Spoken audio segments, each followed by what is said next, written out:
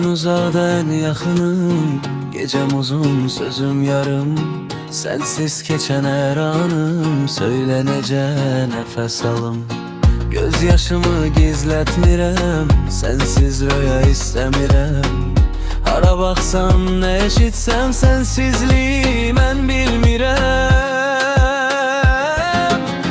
Senin için darıxmağım bir yana, senli olan özüm için darıxmışam. Üzün görmək, elin tutmaq bir yana, her nefeste vuruldum, kokun için darıxmışam.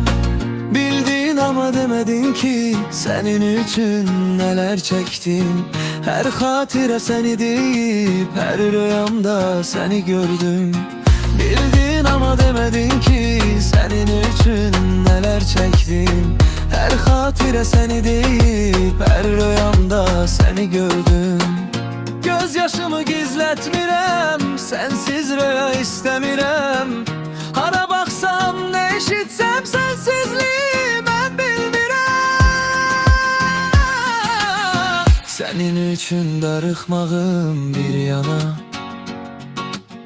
senli olan özüm için darıxmışam.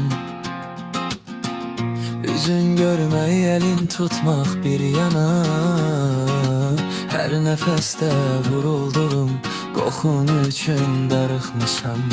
Senin için darıxmağım bir yana, senli